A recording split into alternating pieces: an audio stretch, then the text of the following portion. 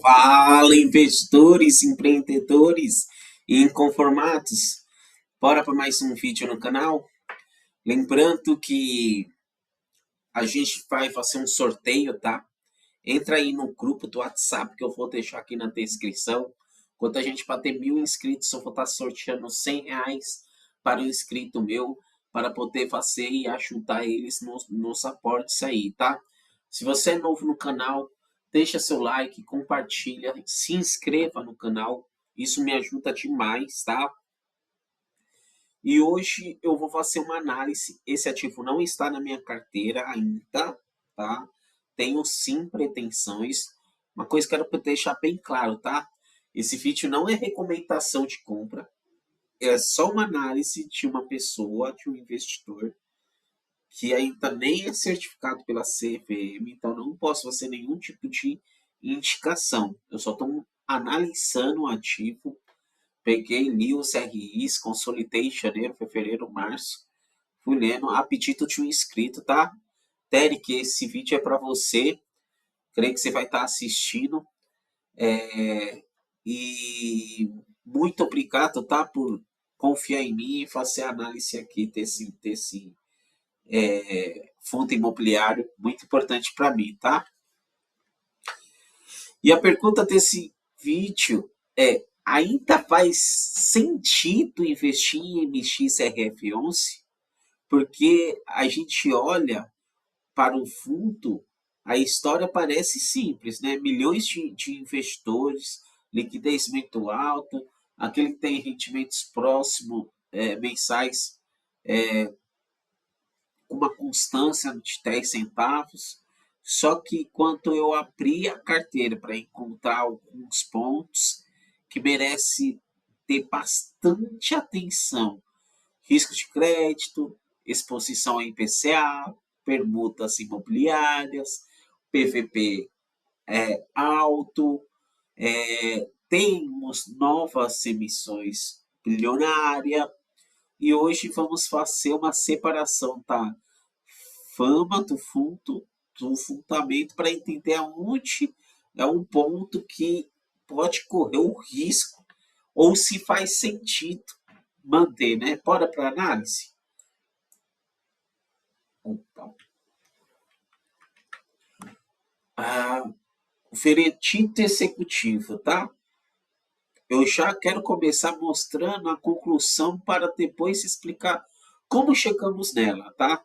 Na minha leitura, o MXRF11 é positivo, mas tem ressalva. Temos um fundo com bastante consistência, liquidez muito alta, carteira de crédito diversificada. Isso é bom pra caramba.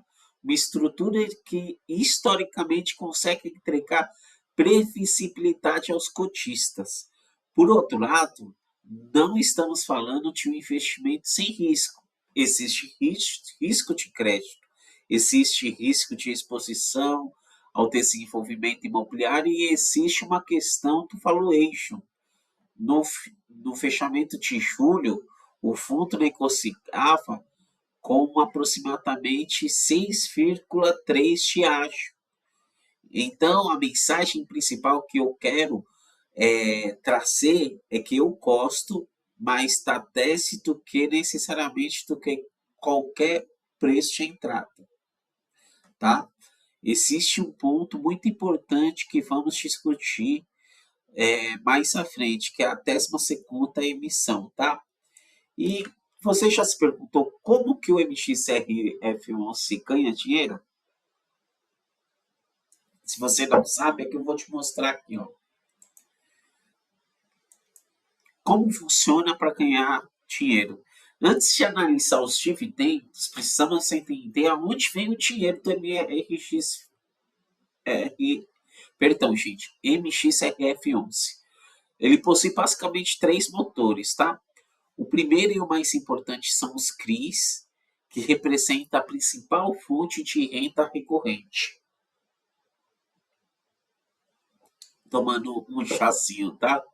O segundo são investimentos em outros fundos, que pode gerar tanto rendimento quanto oportunidade de ganho. E o terceiro são permutas financeiras ligadas ao desenvolvimento imobiliário. Então, é importante entender, apesar que muita gente enxerga o MRXF como um fundo de papel, um simples fundo, a estratégia é um pouco mais sofisticada. E isso cria diversidade, mas também aciona diferentes riscos. E os números deixam mais claro desses motores reagem e carregam o fundo. No primeiro semestre, aproximadamente 81% das receitas vieram do CRIs. Foram cerca de 239 milhões em receita de CRI, conta aproximadamente 34 de FIIs e 19 de permutas.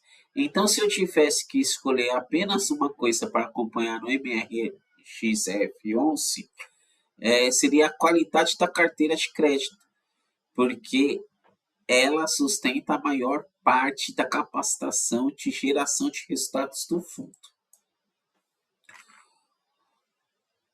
Agora chega uma pergunta fundamental. O fundo está gerando dividendo que distribui mesmo ou não? No primeiro semestre, sim, o MRXF11 apresentou aproximadamente 275 milhões,7 de resultado contra 273 milhões distribuído. Isso representa uma cobertura de 100%,7. Então, ele teve aí uma folga bem estreita de 0,7 do que ele distribuiu, ele conseguiu receber. A boa notícia é que no acúmulo não estamos vendo uma distribuição simplesmente sustentada por consumo de caixa, mas existe uma ressalva. A margem foi apenas de 1.800.000, ou seja, esta cobertura tem, mas não existe cobertura gigantesca. Isso é importante você estar sabendo do fundo, tá? E chegamos no famoso dividendo. A gente pode ver que janeiro foi 10 centavos, fevereiro 10 centavos, março 9 centavos e meio e abril em diante 10 centavos. É uma estabilidade impressionante, tá? A média dos últimos 12 meses ficaram em 9,94 centavos. Mas existe uma frase que eu gostaria que vocês cortassem. Os 10 centavos virou padrão, não só promessa. A gestão administra e distribui o resultado mensal sem oscilar. Portanto, mais importante é que simplesmente conferir se caiu 10 centavos na conta e acompanhar o fundo efetivamente o que ela cheirou por cota, tá? E agora vamos abrir a carteira, tá? Aproximadamente 32% da exposição está no segmento residencial, como a gente pode ver aqui, ó, nesse gráfico aqui que eu fiz, 32% no residencial. Eu considero que está pulverizado, é positivo, tá? Reduz a dependência de uma única operação, só que 32% concentrado no residencial deixa uma sensibilidade comum na carteira. Estamos falando também, principalmente, do crédito imobiliário, com exposição no residencial relevante, tá? Então, a diversidade não significa ausência de risco, tá?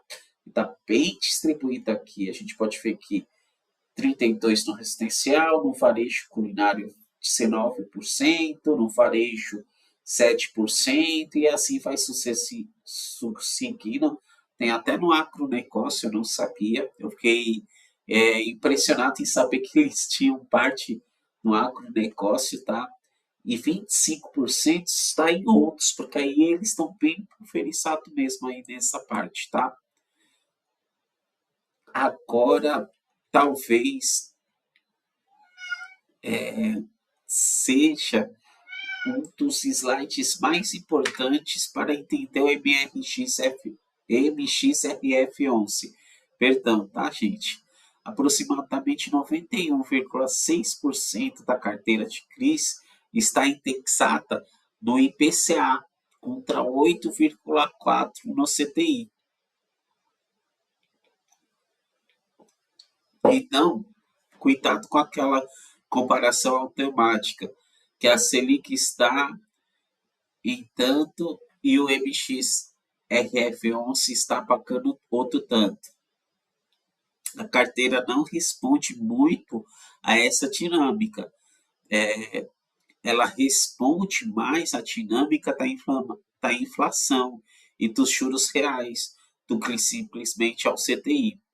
A inflação menor reduz a receita nominal da carteira.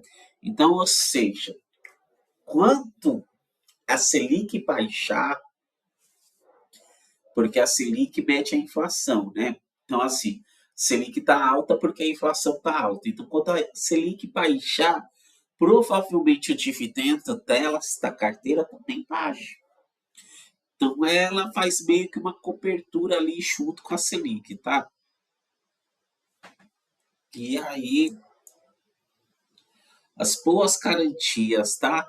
Quando analisamos o crédito, não basta saber quanto CRI paga, precisamos também perguntar quem deve e quais são as garantias. Por exemplo, temos operação na Tenta com uma cobertura de entre 160% e 165%, além dos recebíveis dos fundos inadimplentes. No Outlet de Brasília, temos o ICSD de 150%, LVT também em torno de 56%, alinhado ao fiduciário, um fundo de reserva, tá? E existe contrapartida conhecimentos como PR Foods, Grupo Pão de Açúcar, Açaí, a KBR e afins, tá? Isso é positivo, mas não a garantia não transforma o crédito privado em tesouro direto. É um déficit que executa uma garantia que pode levar tempo para recuperação efetiva, que pode ser inferior ao valor apresentado no papel, tá? E aqui são as perguntas. Aqui está o risco que às vezes passa despercebido, tá? O MXRF11 possui uma exposição de desenvolvimento imobiliário através das permutas, né? E é um exemplo com o Campo Belo 5, com aproximadamente 40 milhões de investidores e participação equivalente a 26% do FGV ou do VGV. Aqui o risco muda completamente. Passamos a ter velocidade nas vendas, custos de obra, cronograma, margens de extratos, execuções de empreendimentos. Isso pode adicionar o retorno, mas também é justamente por isso que eu não classifico o MXRF11 como um fundo de crédito extremamente defensivo, tá? Agora, um dos maiores diferenciais do fundo é a escala e a estrutura, tá? Em junho, era aproximadamente 4,2 bi de patrimônio, quase 1,5 milhão de cotista. Essa escala traz enorme liquidez. Querendo ou não, a MXRF11 é o maior fundo imobiliário da Bolsa Brasileira. Outro lado positivo é que o fundo não apresenta despesa financeira no mesmo período analisado. A taxa administrativa é aproximadamente de 0,9 ao ano. Minha leitura é uma taxa aceitável. Existe um desafio aí de crescer junto com o fundo. Quanto maior ele fica, mais difícil é encontrar bilhões de reais em boas operações sem sacrificar a qualidade e o retorno. E isso leva diretamente para as novas emissões, tá?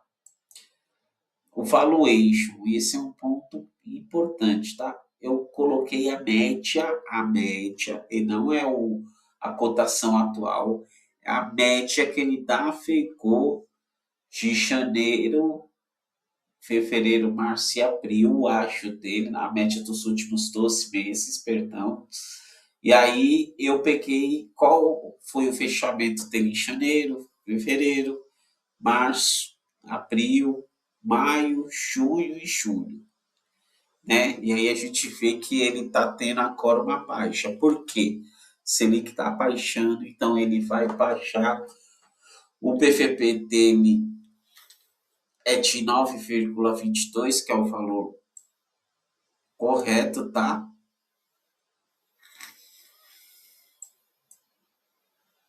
E aqui é um ponto importante que eu queria falar, tá? Que chegamos ao evento que, na minha opinião, não pode ser a mais importante nesse momento. A 12ª emissão prevê uma capacitação que pode chegar até 1 bilhão com o preço de 9,37 na cota. Hoje a bolsa caiu assim de um nível muito grande. Então eu acredito que com essa queda a gente tenha, como posso dizer, não compense comprar a cota emitida, porque a cota estava nos 9,80, 9,60, 9,40. Então, até compraria as cotas por emissão, mas com o preço que agora está no mercado, eu acho que é sem chance, viu? Não sei até quanto vai ficar, mas essa cota, para mim, talvez não amplie o fundo como eles querem, tá? Tem um risco aí que é real de não captar tudo, tá? A locação rápida, qualidade, sem pressionar o resultado da cota. Acho um pouco difícil isso. E o retorno ao cotista e o dividend yield parece alto, mas depende da manutenção dos 10 centavos. Olhando para uma cota entre 9,60 e 9,70, rendimento de 10 centavos, foi o que eu levei em consideração para poder falar aqui do dividend yield de 1,3, tá? Aproximadamente 12,4, 12,5 no ano. É bastante atrativa, porque você não paga imposto, tá? Você recebe isso daí em mãos. Não precisa declarar no imposto de renda, mas não é deduzido do imposto de renda, tá? Então, assim, ao olhar todos esses slides, todas essas análises, a pergunta que fica na minha leitura, tá?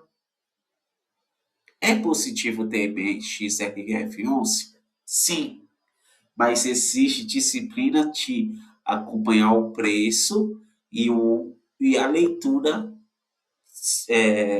dos resultados. Se você não tem tempo para ficar acompanhando o preço, acompanhar os relatórios gerenciais, não seria um fundo que seria para ti, tá?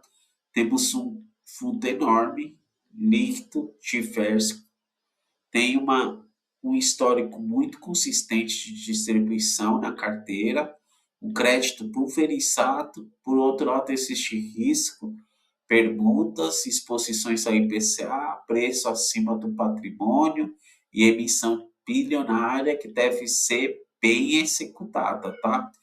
Então, assim, eu acompanharia as 4 coisas daqui para frente, que é o P sobre VP, o resultado das cotas versus o dividendo, onde será aplicado o dinheiro para a 12ª emissão e a qualidade dos CRIs e a evolução para as permutas, tá? Se você conseguir acompanhar, aí vale a pena. Se a gestão conseguir manter a renda, preservar a qualidade e alocar os bens no capital, até se continua bastante saudável. Mas se o resultado começar a ficar persistente abaixo do normal, o dividendo também abaixo, oscilar por causa das novas emissões, a diluição do retorno, aí a análise muda. Portanto, para resumir, faz sentido, é um fundo de qualidade, extremamente consolidado, mas um bom fundo não significa só o preço.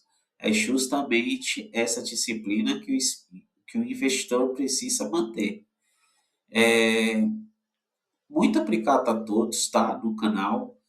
Vídeos de análise são sim mais massivos, são mais demorados, tá? Eu peço paciência para você, porque a análise, querendo ou não tá para resumir em um vídeo de 8, 5 minutos. Eu até tento deixar dinâmico, monto os PPTs aqui para chamar a sua atenção, mas eu queria que você analisasse também e tudo aquilo que você achou que eu falei errado, deixa aí nos comentários, tá?